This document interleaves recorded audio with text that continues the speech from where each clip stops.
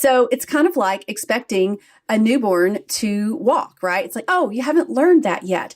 When our children are learning how to walk, when they fall down, you're not like, oh, you failure, they're learning. And so this is what we have. So instead of saying, I have no willpower, I really like to frame this as, you know what? When I am weak, God is strong. When I am weak, God is strong. And I might have been weak in that moment, but I don't have to stay there. Where is my power? Where is the grace? What can I do? What's one next thing? The one thing that I can do? Gaining belly fat in perimenopause and menopause, even while eating trim healthy and doing all the right things? Feeling exhausted, inflamed, and so done with the scale? Hey, I'm Chris Honeycutt, Jesus follower, trim healthy coach, and your midlife hype girl. I believe God didn't design you to live stuck, bloated, or burned out. This podcast helps you partner with your hormones, ditch the belly fat, and finally feel strong, calm, and confident in a body you actually enjoy living in. Have you signed up yet for the Beat the Belly Fat workshop? This is a free 3-day live event happening in January, where I'm teaching you how to turn fat burning on in midlife without dieting, guilt, or confusion. You'll learn how to eat, move, and support your hormones so you can finally lose that stubborn belly fat. So go to getyourtrimon.com/workshop and register now. It's January 19th, 20th, and 21st. It is free, it is live, and it's going to be a game changer for you. See you there. Hey friend, and welcome back to the Menopause Makeover podcast. I am Coach Chris Honeycutt, your trim healthy coach, menopause fitness specialist, personal trainer, mom to 9, 2 grandchildren, 1 on the way. Do you want me to keep going? Wife, sister, daughter, all the things. And I am here today talking about something that has really transformed my life. And I'm going to call this one From Shame to Strength, Resetting Your Midlife Fat Loss Plan After the Holidays. And this is really all about learning how to fail well.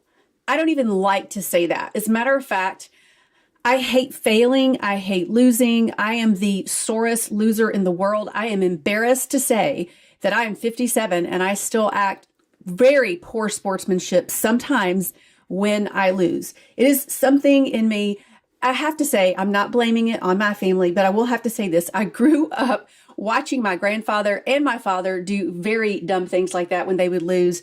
And I'm a very competitive person. And also, I'm going to just be very real right here. I have put a lot of stock into success. It has, in the past, become my identity sometimes. And so I get a little caught up in things, and failure, I never want that to be part of the process or the story. But I have to say, after all these years, what I have learned is that failure is unavoidable. And it's really how you frame it. It is letting go of that being identity. And it's really learning how to reframe and renew our minds. And I have to say, I am right in the middle of this process. As I was praying about what to podcast, and I usually do that, I really felt like this topic kept coming up. Not only it's personal to me, but also in coaching some of you, especially one in particular recently, who felt like you were a failure over the holidays. You did not do what you said you were going to do. And as a matter of fact, you kind of fell into maybe some past behavior or thinking that is more dieting mentality and not super helpful. If you are saying things like, I messed up, I blew it over the holidays, I feel like I failed, and no matter what, maybe it doesn't have anything to do with the holidays. Maybe you're listening to this and it's not around the holiday season. But if that's you, I want you to lean in close for just a minute and listen to me. And I'm going to speak to myself as well. First of all, nothing is wrong with you. This is a very human thing to do. We are human beings, and we are going to go through times when we are struggling or when we're losing, when we're failing. You didn't ruin all your progress. That is the worst thought. I hate that thought because it turns us into a either procrastinator or just totally giving up and giving in. And that is definitely not going to get you where you want to be. You did not undo months of work. Your body simply went through that very human thing I was just talking about, a very normal midlife response during a high stress season, or maybe it's not a high stress season. Maybe things are just kind of calm and you're like, what just happened? These are not excuses for ourselves, but we do want to get into a place of watching yourself without judging and giving yourself grace, not excuses just to go do whatever, but understanding, okay, why would I do this? There's probably a good reason. Or maybe it's just I have these patterns that I've not been able to break out of yet because I haven't learned how to do that. The grace is there, but I just haven't quite gotten this yet. And so today we are going to reset, not with punishment and not with restriction, but gently. And we're going to walk out with grace and wisdom and a whole lot of hope. That's what we're going to be doing today. So I remember one year, and this was a while back because thank you, Lord, I have been able to walk out of a sugar addiction, a very big sugar addiction that had me literally digging through the trash when I'd throw things away to find whatever it is I just threw away. However, that's a whole nother story. That maybe needs to be the next podcast, is how I did that over time. And I actually use that in my coaching today for anybody that's dealing with any type of temptation, not just with sugar. But this story is definitely has to do with holiday eating. So, and this was, like I said, even before I was in maybe perimenopause. So I'm in my late 40s, maybe something like that. And there was a particular Christmas when I went to my grandmother's house at this time, and she always had candy in a candy bowl in the kitchen, just like from the time that I could remember going to her house. And here I am, 40, something like that. And it's funny because I could always hear if, one of the kids got in the candy jar or whatever, because you could hear the glass, top move when they're not sneaky enough when they're little. And so at this particular time, there was, these are disgusting, I know, but she had candy corns. And she had the candy corns, like there were little turkeys and little candy corns, and some were brown. I don't know if you guys ever see those. Pure trash, pure corn syrup. I mean, just the worst, ultra processed, terrible for you, right? And I remember every time I would walk through the kitchen, I would grab a handful. And I did that the rest of the evening. I even ate some dinner and had more. In my brain, I was just like, okay, just a couple more. Okay, just a couple more. And I was literally looking through to find the rest of the bag because I had almost eaten all those candy corns. And I'd given my kids, like, here's your 4 allotted. And I'm in there sneaking, being very careful about taking the top of the bowl off, taking the top off the candy dish or candy bowl, whatever you want to call it. I felt terrible. The next day, that night, my stomach was so bloated. I felt so ashamed. The next morning, I felt like I had a hangover. That's how much sugar I had given my body. And I just felt so defeated. I remember during that time, I was really struggling. My adrenals were really, really shot. And I'm sure there were some reasons why my body was needing that sugar. But for the most part, it didn't need it. I was using that to feel better. I was not in control. I was like, I have no willpower. I'm never going to be able to, get past this. And even those thoughts back then, they really aren't true. And when we start thinking that way, like I'm just doomed to this type of eating or this type of thinking, it doesn't ever have to be that way. I love that we have mercies that are new every single day. But sometimes we have to stir up that hope. We have to stir that up by taking a look at what we're thinking and not agreeing with the lies. So what I didn't understand back then was, there's some things going on. I had some hormonal things. I had some adrenal things. I also had some emotional things that were going on. And that led to my choices. And it came from my thoughts. It really did. It came from my thoughts. And I didn't have the tools back then. Today, fast forward 15, 17 years, I have the tools today. Where did I get them? I developed them along the way, and you can too. So instead of looking back, maybe at your holiday choices, whatever they were, even if it didn't have to do with food or your health journey, we want to look back with compassion. That is such a hard thing to do. It is so easy to judge ourselves and then to be very critical, then to punish ourselves. And that brings in the regret and shame. And what can you do out of a place of regret and shame? Nothing except get worse. And so it never serves me to go into regret and shame. I still have to fight that sometimes. When I fail at something, I still have to fight going into that place. But here is the truth, especially for us women in menopause and perimenopause. Everything is louder right now. I don't know about you, but I was actually just talking to Pearl and Serene recently because I'm on hormone replacement therapy with Kiora, and we are tweaking some things. And one of the progesterone, my body is not absorbing it for some reason. And so my estrogen is high. I have very little progesterone. And then I ran out of, the testosterone. I needed to change the dosage and I ran out of that. So for weeks, I've just been on estrogen. And let me tell you, everything is louder. Everything is worse. I was asking, is it normal that I would feel this anxious and no motivation? That is how wonderful my hormones are when I have them.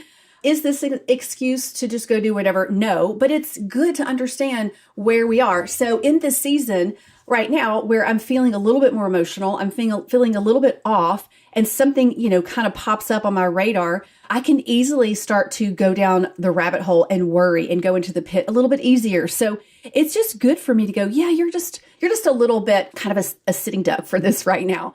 And that's okay, because we are going to get through it and we're going to come out of it. And the things that are going on in midlife, they do hit harder on our body. The sugar hits harder because it whacks out our blood sugar, which is everything. If you've heard any of my podcasts or you know anything about regulating blood sugar and insulin and all of that, it's very much tied to belly fat. The cravings show up faster, and because sometimes our mood and our emotional state is maybe not in that hopeful place, our sleep can get disrupted, and that causes stress on our body. Our cortisol spikes quicker than it used to. So with that stressor that didn't spike your cortisol before, it's spiking it now. And, the belly fat sticks around longer when the hormones are out of balance. So when we overeat or graze throughout the day or skip our normal meal planning or strength routine or whatever that is, your body is just going to feel it more. This doesn't mean that you lack discipline. It means you are a normal midlife woman with shifting hormones and a lot on your plate. This season, it's not a setback. It is a teacher. So when I look back at the failures and even the ones recently that really don't have a lot to do with my health journey, if I look at this as this is just wasted time, that does not help me continue to show up. But if I look at it like, what God are you showing me? What are you teaching me? How do I need to partner with you? Where can I find the grace that's already available for me in this season? Because it is there. And these are the kind of self-talk that I do for myself, and also as a coach, help you with your self-talk and your perspective as well. Not to mention the practical things that you can do. And we're going to get to that. So here are the 3 biggest lies that women believe after this holiday eating botch, or like I said, maybe it's not even holiday eating. Maybe it's you went on a camping trip, or maybe it's just for no reason at all, whatever that is. Number 1, I ruined everything. No, you didn't ruin everything. Your metabolism doesn't shut down because of a few days of treats. It just doesn't. You are one protein-centered meal with fiber, by the way, away from stabilizing your blood sugar and shifting your body back into fat-burning mode. Get back on the horse. Yes, it is helpful. It will work. And the second lie is, I have no willpower. You know what? We get what we believe. If you believe you don't have willpower, you will not have any willpower. Now, willpower is helpful in some situations. However, it's obviously not the driving force or the glue or the thing, because otherwise we would all be doing everything we want to do. But knowing that, first of all, you're not weak. You have some hormonal things going on. You are a human. And, when we have this estrogen dip, the cortisol rise, the cravings, when all those physiological things are happening, it's definitely going to affect you. If we haven't learned the tools to allow urges, to say no, to let the urge pass, like these are skills, ladies. These are skills. You haven't learned them yet. So it's kind of like expecting a newborn to walk, right? It's like, oh, you haven't learned that yet. When our children are learning how to walk, when they fall down, you're not like, oh, you failure, they're learning. And so this is what we have. So instead of saying, I have no willpower, I really like to frame this as, you know what? When I am weak, God is strong. When I am weak, God is strong. And I might have been weak in that moment, but I don't have to stay there. Where is my power? Where is the grace? What can I do? What's one next thing? The one thing that I can do. Okay, the third lie is I might as well just give up. That's throw that baby out with the bathwater. No, and no, friend. This is not the end of your progress.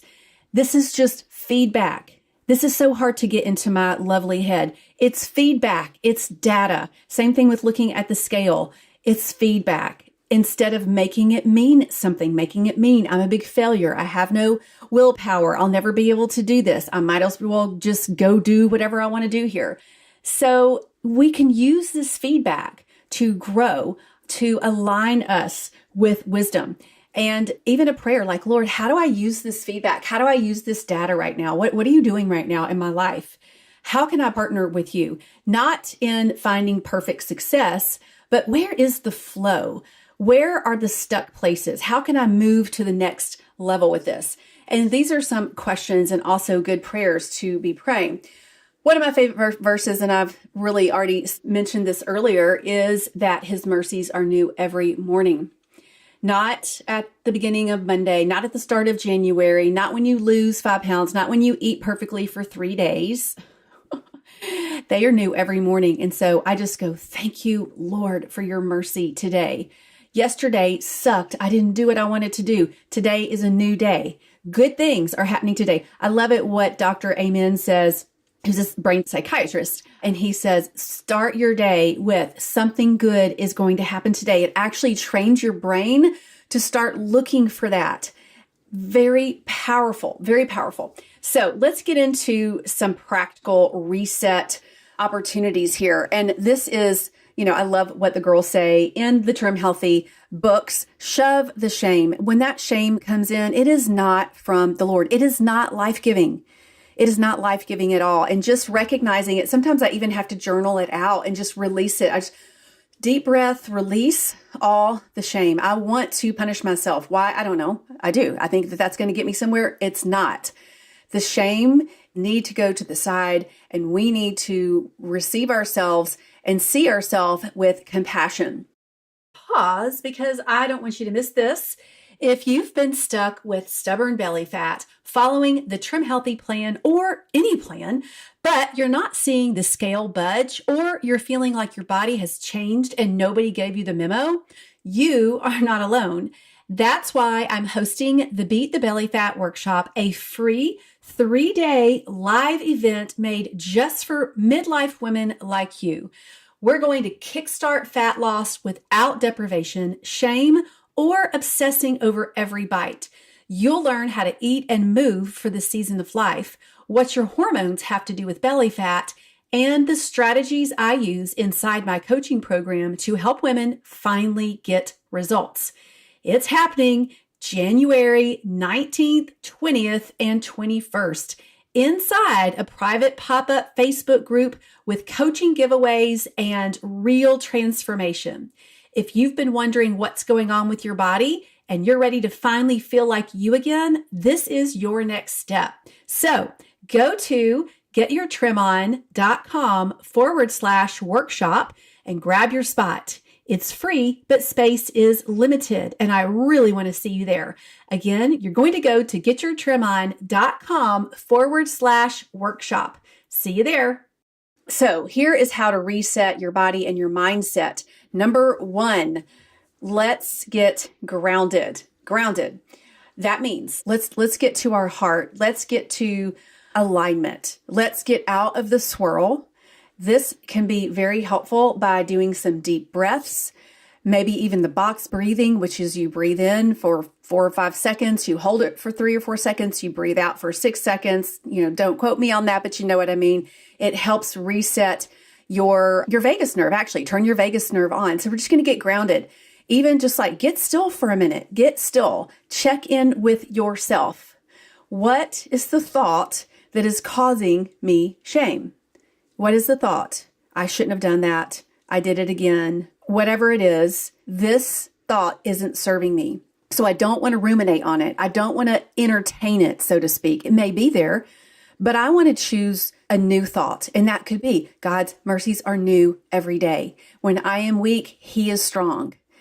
A different thought that is going to be helpful for you. What could that be right now? Even I forgive me and I'm giving me lots of compassion and I'm working on this. These are the kind of thoughts that can be more helpful. Okay, the second thing is after we're going to get aligned, get grounded, get in the flow, is we're going to rebuild our blood sugar stability. This actually can do a lot of good because when our blood sugar is unstable, it can cause those mood issues. It can cause some anxiety.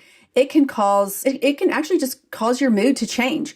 And so we want to do the next thing to get our blood sugar stable. And that doesn't start tomorrow. That starts the next meal, the next opportunity that you have. First, let's anchor with protein. Anchor with protein. And then we're going to add fiber. What's fiber? That's anything from the plant kingdom. Anything from the plant kingdom is going to give you fiber. Now, there's some foods that have a higher fiber count, such as navy beans and lentils and berries. Those are very high in fiber. And avocados are high in fiber. But anything from the plant kingdom is going to give you fiber. Another thing that you can use is you can use some baobab. You can make a smoothie. But the protein and the fiber is going to slow down the blood sugar spikes. The protein is going to anchor that as well. It's going to slow down the blood sugar. It's going to stabilize you. So with that being said, your protein and your fiber, what are we going to make this in Trim Healthy land? Is it an S, satisfying meal? Is it an E? Is it a crossover? Is it a fuel pull? And no, you don't have to go fuel pull crazy. That's low calorie, low fat if you've gone off. Some of us think that, yes, we need to do that. That doesn't necessarily always help. As a matter of fact, it may not even be enough to stabilize your blood sugar. And so I suggest not going fasting or low carb because that can stress your body even more. And what happens when our body is more stressed, more cortisol and the like. So the other thing is stop the grazing. I think that is so easy to do, especially over the holidays. If you have food out or if you're at somebody else's house and, anytime you're grazing, you are constantly raising your blood sugar and bringing in the insulin. Let's give your body time in between meals, 3 to 4 hours. And I'm a 4-hour girl. I don't usually eat unless it's a light breakfast or lunch, and maybe sometimes a light E. I'll eat at the 3.5 hour, but my body does really well with a 4-hour break because it gives me time to burn through the current fuel that I just gave my body. And then it can start burning the extra fuel that I gave it. So we're going to anchor with protein, definitely have your fiber, choose that type of fuel, stop grazing. And then lastly, let's do this with all of our meals. This is what every meal looks like. Now that might be in the form of a smoothie. That might be in the form of a salad or a bowl. I love bowls. That could be in the form of a meat and 2. You know what that is? Or a meat and 3. You call that around here. That's a meat and 3 veggies. Although when you come to Nashville and you go to a meat and 3, it's probably not going to be very healthy, but we can easily make that super duper easy at home. So this right here, this little reset is going to get you back going. Now, the second part is let's move with kindness and not punishment. So I used to, after I would go off plan or have a day of grazing or whatever, I would punish myself. I would go run. I would do an hour on the elliptical at the gym. This was back in the day. I don't do that anymore. But here's what I do is move with kindness, move with intention and strategy. So let's start by moving after your meals. 10 minutes is all you need to do. It could be the NODI, the nitric oxide movement exercise. It could be a walk. It could be dancing. It could be some squats. It could be really anything where you're moving your body. If that is not doable, then let's pick, okay, I'm going to walk for 30 minutes. You want to get your movement in daily. And let's go ahead and do our strength training. That is something that you can keep in your schedule and that it is going to help build that muscle. It is going to help with your metabolism. The more muscle you have, the better insulin. You basically helping your body get rid of the excess glucose that's stored in your cells. And your body's going to be more insulin sensitive the more muscle you have. So think of that as I'm investing in my bank account, in my health account by continuing to do my strength training sessions 2 to 3 times a week. And then, like I said, everyday movement counts. It counts 200 to 300 extra calories a day when you're getting your walks in, when you're moving. So when you can, maybe set your timer for every 3 hours and get up and move your body. I have been able to do this in my day a lot of times just because I can make my own schedule, but I've gotten in the habit of it. And here's the thing, when you get in the habit of something, you guys, it becomes part of my routine. I don't have to set my timer anymore. I don't have to tell myself, it's time to go move. So for instance, a day like today for me today is a off day as far as weight training. I went to the gym yesterday. I did my weight workout, did a full body weight workout. I also walked yesterday on my walking pad because it's cold here and I don't like to walk outside. And so I don't let that be an excuse. I just got me a little $127 walking pad. I love this thing. I can get on there 2-3 times a day. So today's movement looks like I already did a yoga Pilates, and that was about a 20-minute long workout. In a couple hours after lunch, I will get on the walking pad, and then I will get on the walking pad again in the afternoon. I kind of have a little schedule that I do, and it's not written in stone, but it's so regular for me that I just don't have to think about it. And that's what I want you to do is, how can I move my body? It does make a difference, you guys. I know your brain's like, it's not going to reduce belly fat. It is going to contribute to that. Yes, it is. All right. Step 4 is going to be pick your next 3 meals. You don't have to plan the week. You don't have to plan the month. I used to do crazy things like I'd plan the whole month of perfect eating. And how many days did I get into it and fail? 2.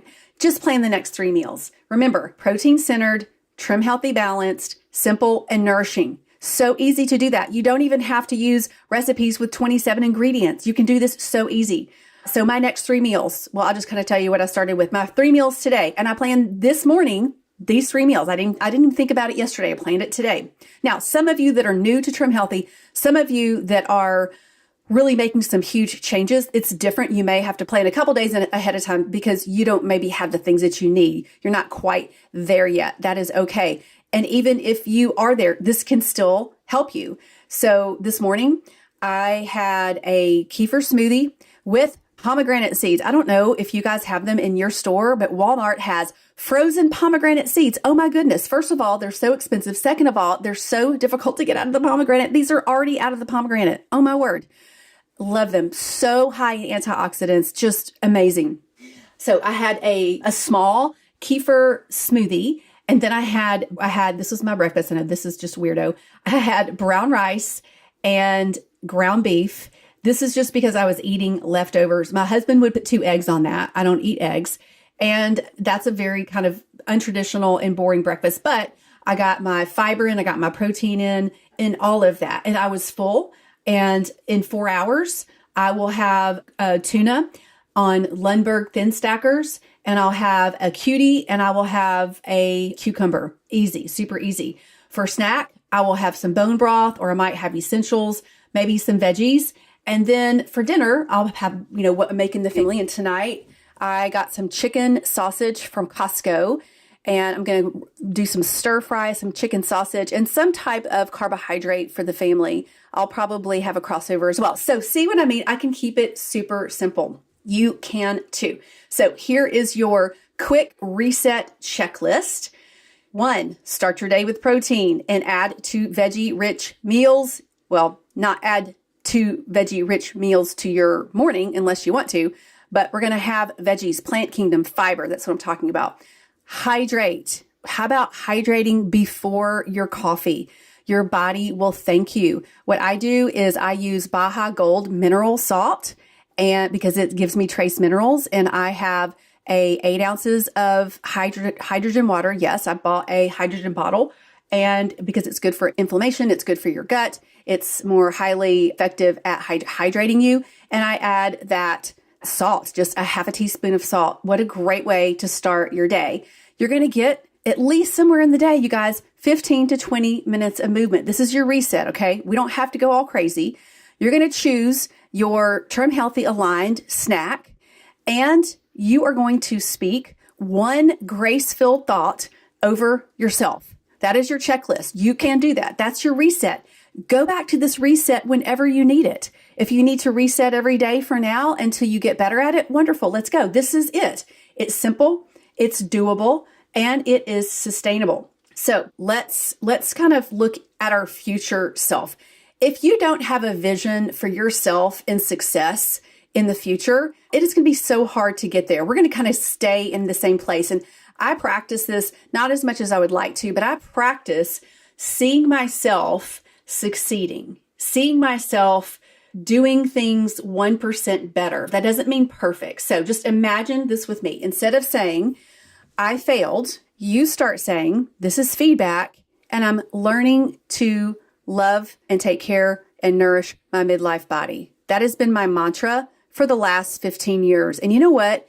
It has guided me. I don't even say I'm on plan or protocol anymore. I don't say that. I say I am nourishing and moving my body, and I'm getting better at it. I'm not always doing it perfectly, but it is what guards and guides me. Okay, instead of saying I'm starting over, let's say, okay, this is just the next step in my journey. This is just the next step in my journey.